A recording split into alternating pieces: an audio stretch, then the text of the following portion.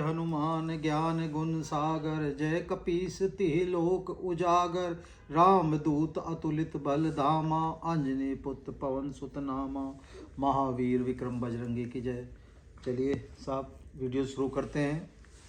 आपकी वीडियो जो हम बना रहे हैं, आज वीडियो बना रहे हैं तुला राशि की। जैसा आप बोर्ड पर देख भी रहे हैं, 7 दिसंबर 2024 से मंगल हुए वक्री, और हमारे थंबनेल पे भी हमने ये लिखा हुआ है कि अपना डर के आगे जीत है। ये हमने क्यों लिखा, उसी बात को हम समझाने की कोशिश कर रहे हैं। आपका 7 दिसंबर से मंगल वक्री हो गए हैं, और जब भी कोई ग्रह वक्री होता है तो उसके बारे में अमूमन इधर उधर की धारणाएं होती हैं लोगों की, कि जब कोई ग्रह अपना वक्री होता है तो उसके जो परिणाम आते हैं, दुष्परिणाम भी आ जाते हैं, उसकी चाल ऐसी हो जाती है वैसी हो जाती है। तो हम जो आपको समझाना चाह रहे हैं, आप इधर उधर की बातों में ना पढ़ के सिर्फ इस बात को समझें।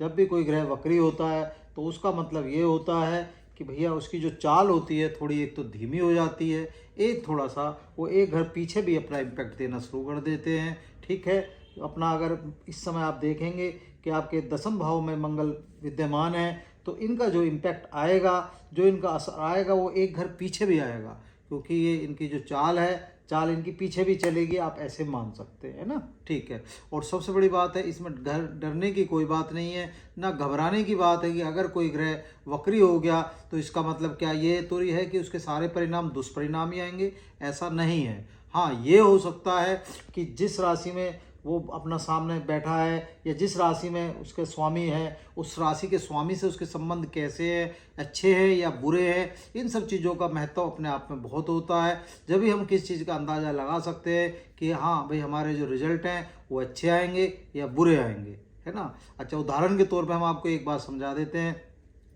जब भी आप किसी मित्र के यहाँ जाते हैं तो आप देखते हैं कि आप सहज होते हैं, है ना, असहाय नहीं होते हैं। और जब किसी आप शत्रु के यहाँ जाते हैं या शत्रु आपके यहाँ आता है या मित्र आपके यहाँ आता है, तो दोनों दृष्टिकोण में अलग अंतर है।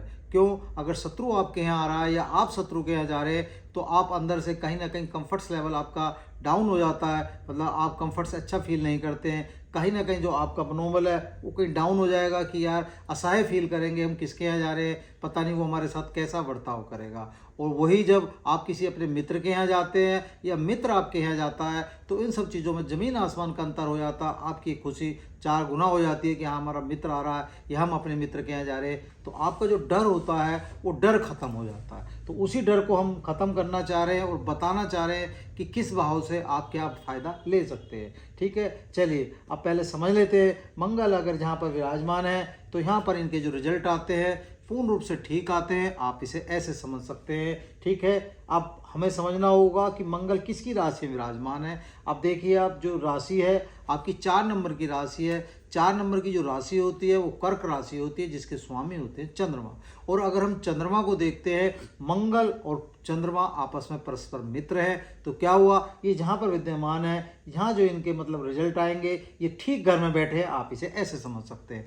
अब बात कर लेते हैं तुला राशि की, जिसकी हम वीडियो बना रहे हैं। इसके स्वामी कौन है उसे भी समझ लेते हैं। तो तुला राशि के जो स्वामी होते हैं वो होते हैं दैत्य गुरु शुक्राचार्य जी। ठीक है, तो अब जो दैत्य गुरु शुक्राचार्य से ना तो मंगल के संबंध जो बुरे हैं ना अच्छे हैं, वो सम है, आप इसे ऐसे मान सकते हैं, क्योंकि शत्रु में तो नहीं आते हैं, ये सबसे बड़ी बात है। ठीक है, चलिए अब मंगल का जब यहाँ पर विद्यमान है तो इनका जो एक घर इम्पैक्ट इनके पीछे भी आएगा। तो एक घर पीछे जो घर है वो किसका भाव है उसे आप समझ सकते हैं, वो आपका भाग्य का भाव है, आपके धर्म का भाव है। यानी यहाँ पर जो राशि विराजमान है, वो राशि कौन सी विराजमान है, वो राशि आपकी विराजमान है बुध की। आप इसे ऐसे समझ सकते हैं। मिथुन राशि विराजमान है, जिसके स्वामी होते हैं बुध। और अगर हम बुध को देखते हैं तो मंगल के जो बुध से जो संबंध है वो शत्रु वाले आ जाते हैं। तो क्या हुआ, यहाँ पर जो हमारा रिजल्ट आएगा यहाँ हमारे लिए अच्छा नहीं आएगा। क्यों नहीं आएगा? क्योंकि यह जो राशि विद्यमान है, जो यह स्वामी राशि मतलब उसका विद्यमान है, आप उसे ऐसे समझ सकते हैं। वो राशि किसकी है, वो मिथुन की राशि है, जिसके स्वामी होते हैं बुध। और बुध के और मंगल के संबंध आपस में अच्छे नहीं है। तो क्या हुआ, हमें यहाँ थोड़ा सा सावधानी बरतनी पड़ेगी।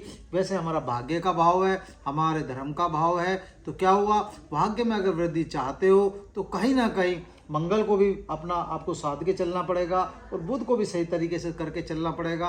ये जो उपाय हम आपको बाद में बता देंगे अभी। ठीक है, तो उस चीज़ को हमें समझना पड़ेगा। ठीक है, चलिए बात कर लेते हैं, आपके मंगल को 3 दृष्टि दे रखी हैं कि वो तीनों दृष्टि कहाँ कहाँ पड़ रही है उसे समझ लेते हैं। जो पहली दृष्टि पड़ रही है, पहली दृष्टि पड़ रही है आपके स्वयं पर, यानी आपके लगन पर। अगर लगन पर आपकी दृष्टि पड़ रही है अपना मंगल की, तो मंगल की दृष्टि का मतलब क्या हुआ, यहाँ पर क्या हुआ, ये यहाँ पर आपको क्या मतलब होता है इसका, इसे समझ लेते हैं। ये हमारी आयु होती है, आप इसे ऐसे समझ सकते हैं, ठीक है ना।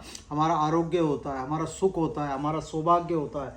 तो क्या हुआ, यहाँ ये लेने को है, आप इसे ऐसे समझें। तो क्या हुआ, मंगल अगर आपके इसमें लगन में आ रहे हैं तो कहीं ना कहीं आपको आप समझ सकते हैं, अगर उनकी दृष्टि पड़ रही है तो क्या हुआ। वैसे भी यह जो राशि आपकी है वो उनकी अपने मित्र भी नहीं है, न शत्रु है, सम है। तो क्या हुआ, रिजल्ट तो बुरे नहीं आएंगे, लेकिन अगर आप अपने शरीर का ध्यान रखेंगे, अपना व्यायाम वगैरह करते रहेंगे और अपना आचरण का ध्यान रखेंगे, अपने खान पान का ध्यान रखेंगे, तो क्या हुआ, मंगल के जो परिणाम है आपके लिए कहीं ना कहीं ठीक रहेंगे।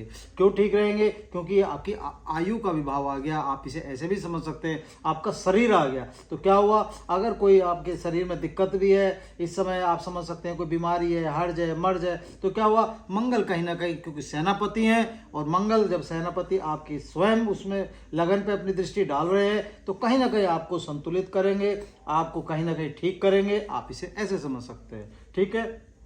चलिए बात कर लेते हैं अगली दृष्टि की। जो अगली दृष्टि उनकी कहाँ पर पड़ रही है, अगली दृष्टि उनकी चतुर्थ भाव पर पड़ रही है। और चतुर्थ भाव किसका होता है, चतुर्थ भाव आप इसे भूमि का भी मान सकते हैं, इसे आप अपना कंफर्ट्स का भी मान सकते हैं, अपने भौतिक सुविधाओं का भी मान सकते हैं। जितनी भी लग्जरियस की चीज़ें सभी आपको मिलती है वो कहाँ से मिलती हैं, वो सब मिलती भी आपको यहीं से हैं, आप इसे ऐसे समझें। और जो राशि यहाँ पर है वो राशि कौन सी होगी, मकर राशि होगी। और मकर राशि के स्वामी कौन होते हैं, शनि होते हैं। और शनि को हमने क्या दर्जा दे रखा है, न्यायाधीश का दर्जा दे रखा है, क्योंकि वो न्याय और कर्म के वो है, आप इसे ऐसे माने। जो फैसला लेते हैं, जो भी दंड देते हैं या जो शुभ परिणाम देते हैं वो किसके देते हैं, जैसा आप कर्म करते हैं। तो क्या हुआ, और यहाँ इस भाव से क्या मतलब है, आप इसे ऐसे भी समझ लीजिए। जो हमने आपको बताया, ये आपकी सारी जितनी भौतिक सुविधाएं हैं वो सब कहाँ से प्राप्त होती हैं, आपको यहाँ से मिलती हैं। और अगर मंगल यहाँ पर दृष्टि डाल रहे हैं तो क्या हुआ, मंगल से भी इनके कहीं ना कहीं इसके संबंध खराब नहीं है, ये भी सम हो गए।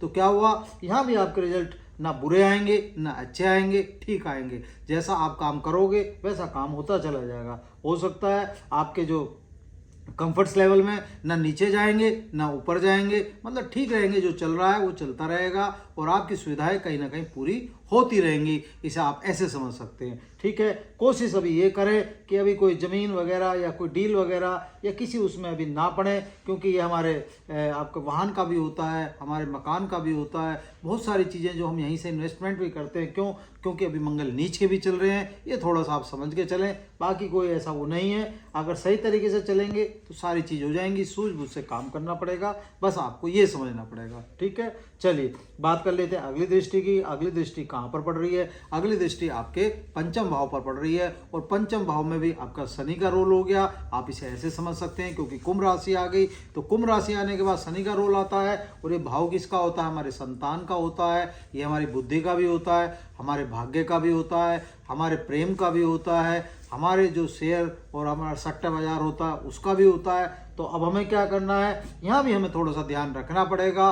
क्यों रखना पड़ेगा, क्योंकि मंगल की यहाँ पर दृष्टि आ रही है, और मंगल की दृष्टि आ रही है तो हमें ये जरूर ध्यान रखना पड़ेगा, क्योंकि यहाँ शनि भी बैठे हैं, शनि का रोल आ जाता है। तो शनि किस हिसाब से देंगे, जैसा आप काम करेंगे। अगर यहाँ सट्टा खेलते हैं या शेयर खेलते हैं, शनि को बुरा लगता है तो थोड़ा सा संभल के चलना पड़ेगा।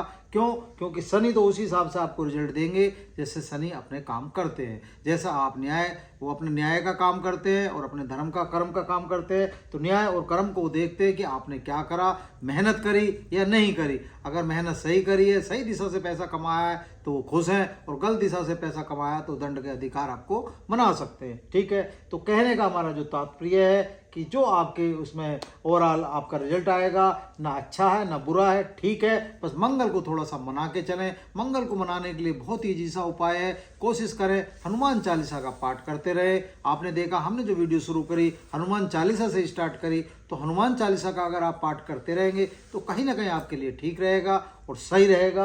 और कोशिश करें कि बजरंग बाण का भी पाठ कर लें। इतना सा काम करते रहेंगे तो ये जो आपका समय है, आप जो जब मंगल वक्री हुए हैं, इसका समय ऐसे ही निकल जाएगा, क्योंकि जो अभी 24 फरवरी 2025 तक ये वक्री रहेंगे और अभी नीच के जो रहेंगे ये भी काफ़ी लंबा समय है आपका। ठीक है, तो कहने का तात्पर्य ये हो गया, इन सब चीज़ों का पालन करते रहें और अपने जीवन का आनंद लेते रहें। उम्मीद है जो हमने आपको समझाया आपको समझ में आया होगा। वीडियो अच्छी लगे तो प्लीज़ लाइक करें, शेयर करें। धन्यवाद।